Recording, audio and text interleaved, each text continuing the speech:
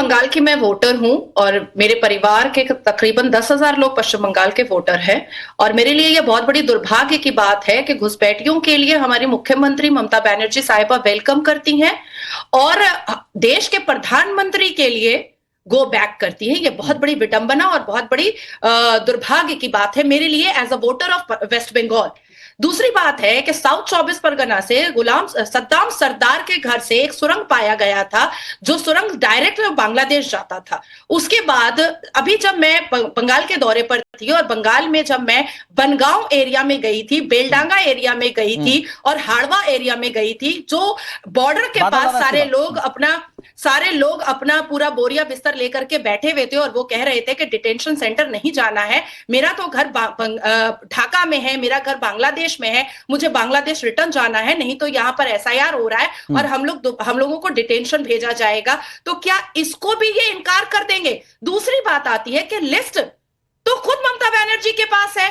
ज्योति बासु और बुद्धदेव भट्टाचार्य जी के जमाने में तो हमारी मुख्यमंत्री ममता बनर्जी वो तो खुद जाकर के स्पीकर के मुंह पे लोकसभा में पेपर फेंका करती थी कि ये रहा लिस्ट। तो आप आज क्यों लिस्ट मांग रहे हैं?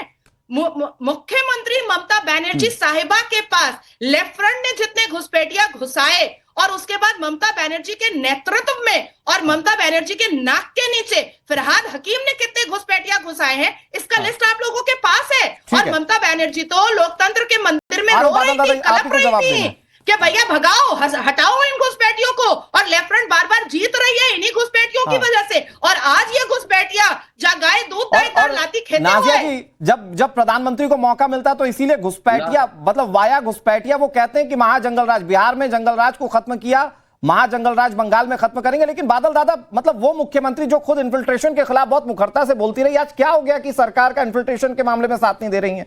वो कह रही डिटेंशन सेंटर नहीं बनने दूंगी। सर उसके पहले मैं आपको नाजिया पहले सुन लो, तुम मुझसे छोटा हो, और शिवम को घुसपैठिया का मतलब कौन है? हिंदू और मुस्लिम इलीगल तरीके से जो किसी राज्य में या देश में घुसते हैं उनको घुसपैठिया कहा जाता है। नाजिया और हम तुम उसको पहले एक्सेप्ट बोलो नहीं करेंगे। का मतलब हम बंगाल के वोटर्स हैं, का मतलब कौन है? मुसलमान है और न हिंदू है। हम लोगों ने हमारे परिवार 10,000 लोगों ने वोट किया है बंगाल में। मतलब हम अपना हक घुसपैठिया को क्यों दे दें? हिंदू है ना मुसलमान है? बादल दा एक बात बताइए कि 2022 में घुसपैठिया है, forget about Hindu and Muslim. मैं यहाँ पर हिंदू और मुसलमान नहीं कर रही हूँ, घुसपैठिया है। आ गया बादल दादा, मुसलमान प्रेम आपका आ गया फिर से। घुसपैठिया हाँ, ये हमेशा हिंदू मुस्लिम करते हैं। ये आपका मुसलमान प्रेम आ गया। किसी ने भी कहा कि मुस्लिम घुसपैठिया, पूरी चर्चा में किसी ने भी मुस्लिम घुसपैठिया इस्तेमाल किया क्या शब्द? सर्टिफिकेट नहीं मिला। मुझे एक सवाल का जवाब दीजिए। गैर मुस्लिम घुसपैठियों निखिल भाई इसके बाद आ रहा हूँ। बनाई थी मदरसों के लिए, कौन है? हिंदू है और मुसलमान है। Try to be a good listener ना बादल दा। तो संबंधित चिताओ अपनी बोलते जब बोले जाते। अरे बाबा सुन तो लीजिए, 2022 में ममता बनर्जी ने एक पूल कमेटी बनाई थी मदरसों के लिए और उसके बाद फिर उस पूल कमेटी को रिजेक्ट किया यही बांग्लादेशी मुल्लाओं ने, इसी बांग्लादेशी मौलवियों ने रिजेक्ट किया। लेकिन नाजिया जी एक मिनट आयरनी ये डिबेट में कि वो लगातार बोलते रहेंगे विदाउट फैक्ट, आप कितने भी फैक्ट रखेंगे उस पर बात नहीं होगी।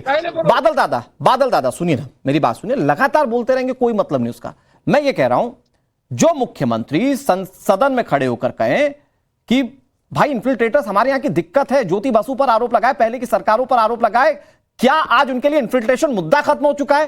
क्या बंगाल में इन्फिल्ट्रेशन खत्म हो चुका है, या ये इन्फिल्ट्रेटर्स को ममता बनर्जी अपना चुकी है पश्चिम बंगाल के अंदर?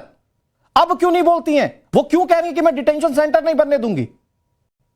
अनुराग जी डिटेंशन कैंप को करने के बाद असम में क्या हुआ सबको पता है। कितना आत्महत्या तो आप मतलब घुसपैठियों को पालेंगे? सर सुनिए सर, तो आप घुसपैठियों को पालेंगे? हाँ या ना में जवाब दीजिए ना सर।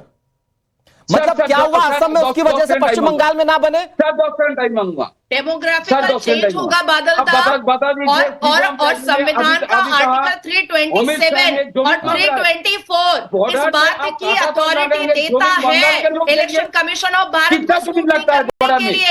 अरे थोड़ा संविधान मान लो बादल साहब, अरे थोड़ा तो संविधान मान लो, मुझे पता है बड़ा दिलचस्प है।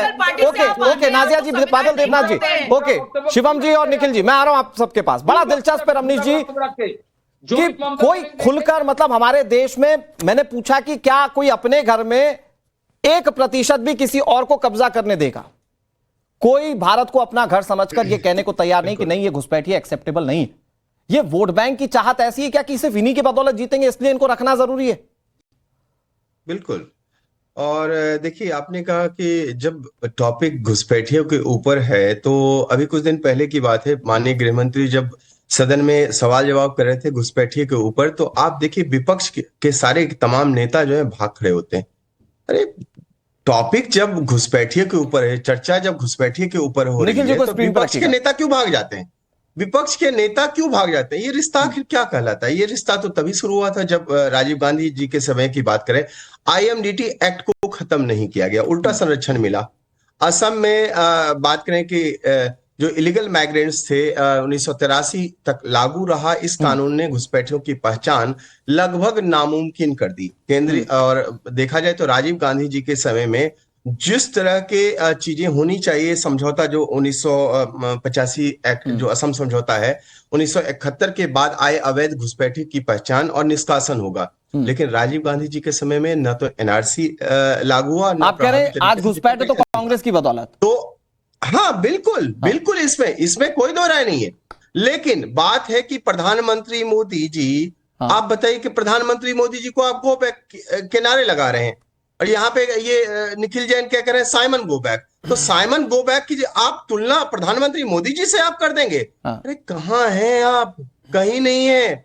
आप देखिए ना कि क्या हालत हो गई है आपकी। और मोदी जी ने बिल्कुल सही कहा, महाजंगल राज कहा ना बंगाल को, क्योंकि बंगाल में कानून नहीं है, TMC का कुनबा चलता है, अपराध तुष्टिकरण और वोट बैंक तीनों का खुला गठजोड़ यहाँ पे चलता है।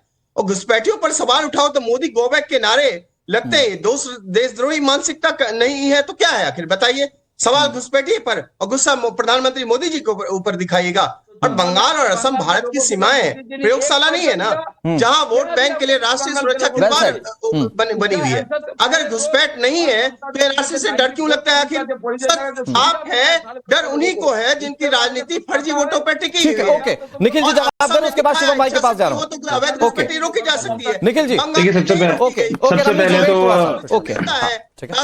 पैनल पे पहले एक मित्र ने एक समुदाय का नाम लिया और उनके साथ जो बात करनी थी भाजपा की समर्थक, उन्होंने कहा कि देखिए निखिल भाई उससे पहले जो भाजपा के समर्थक थे उन्होंने कहा कि देखिए हिंदू मुस्लिम पे आ गए ये लोग, हमने तो कभी मुसलमान की और हिंदू की बात करी ही नहीं, घुसपैठिया तो घुसपैठिया है। पर मैं उन्हें शायद याद दिला दूं, 2019 में सरकार एक कानून लाई थी जिसके चलते बांग्लादेश से, पाकिस्तान से और अफगानिस्तान से आने वाले जितने भी घुसपैठिए या गैर कानूनी अप्रवासी, इलीगल इमिग्रेंट और टर्माइट्स और व्हाटएवर यू कॉल देम, सरकार ने उन्हें नागरिकता देने